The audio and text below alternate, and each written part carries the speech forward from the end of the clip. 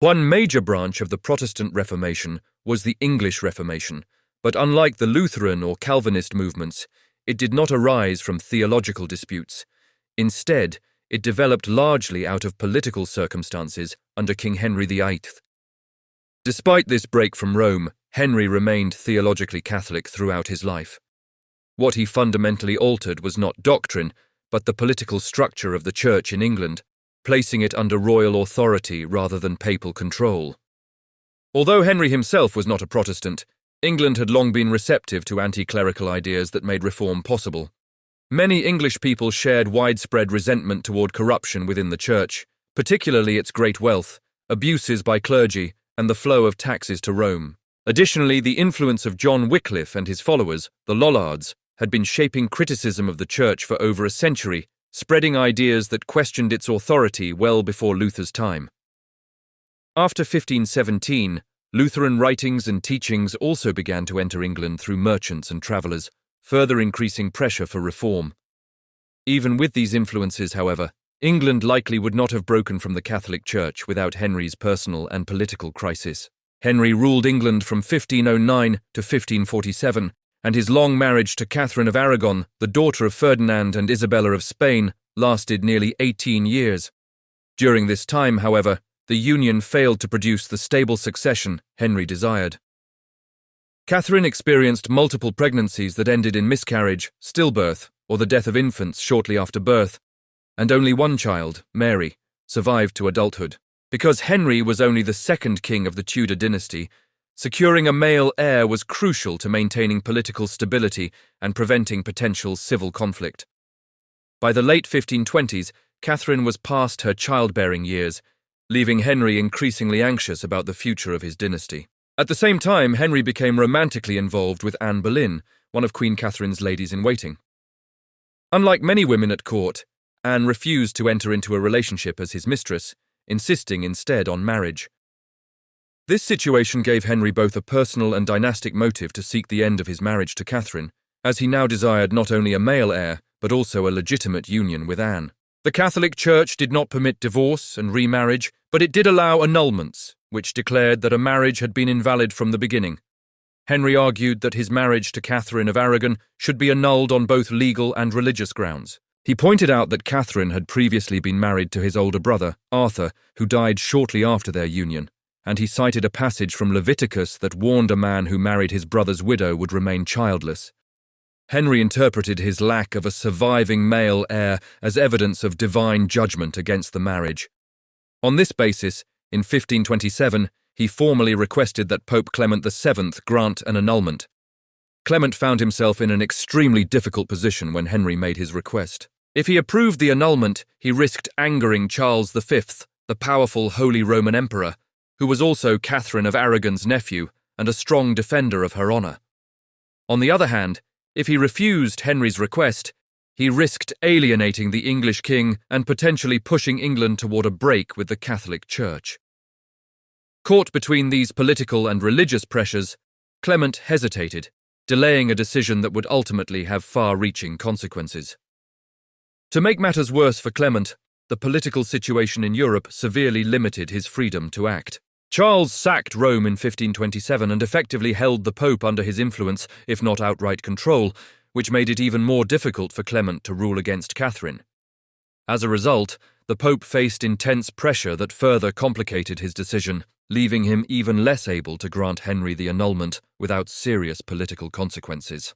Clement continued to delay making a final decision on Henry's request for an annulment. He initially ordered English church officials to investigate the case, giving the appearance of progress, but then abruptly transferred the matter to Rome. This move ensured that the process would be slow and inconclusive, effectively postponing any resolution. As the delays dragged on without a clear answer, Henry grew increasingly frustrated and eventually lost patience with the Pope's inaction. Between 1531 and 1534, Henry took a series of decisive steps to dismantle papal authority in England and place the Church under his own control. In 1531, he first pressured the English clergy to acknowledge him as the supreme head of the Church of England, establishing his authority over religious matters.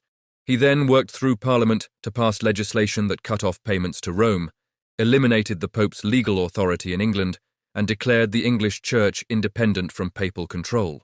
These measures culminated in the Act of Supremacy in 1534, which officially proclaimed the king as the supreme head of the Church of England, formally severing all ties with the Roman Catholic Church. Despite breaking away from Rome, Henry did not establish a truly Protestant church. Under his rule, the structure of the church remained largely Catholic, with bishops continuing to hold authority and oversee religious life. Most core Catholic doctrines were preserved, and traditional rituals and forms of worship remained in place. Rather than introducing sweeping theological reforms, Henry's changes were primarily political in nature. In effect, he replaced the authority of the Pope with his own, making himself the head of the Church in England while leaving its beliefs and practices largely unchanged. To reinforce traditional Catholic doctrine, Henry secured the passage of the 6 Articles through Parliament, which reaffirmed key teachings of the Church. These included the importance of confession to a priest, the requirement of clerical celibacy, the practice of masses for the dead, and, most significantly, the doctrine of transubstantiation, the belief that the bread and wine of the Eucharist become the literal body and blood of Christ. The enforcement of these beliefs was strict, as denial of transubstantiation was considered heresy and punishable by death.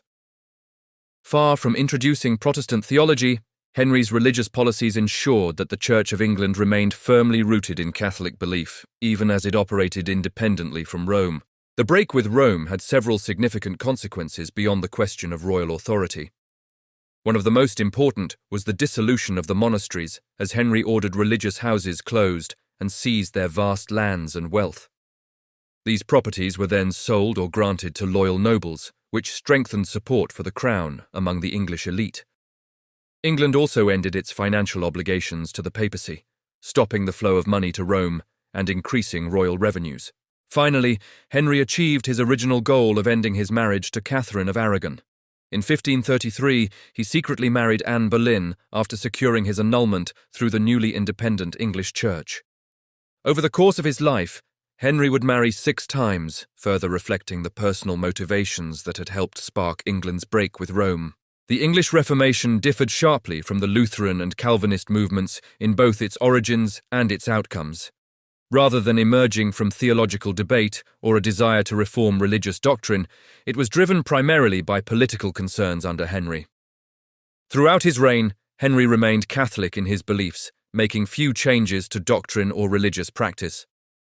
As a result, the break with Rome did not immediately produce a Protestant church, but instead created a national Catholic church under the authority of the English monarch. Only in the following generations, particularly under Edward VI and Elizabeth I, would England gradually adopt a more clearly Protestant identity in both doctrine and practice. The English Reformation stands apart from other movements of the period because it was rooted not in religious doctrine, but in the political needs and personal ambitions of Henry VIII.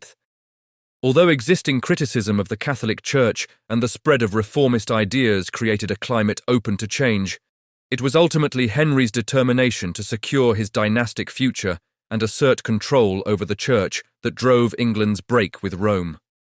The result was not an immediate transformation of religious belief, but the creation of a national church under royal authority, one that remained largely Catholic in practice. This unique beginning highlights how political power, rather than theology, shaped the early course of religious change in England and set the stage for the deeper Protestant reforms that would follow under later monarchs.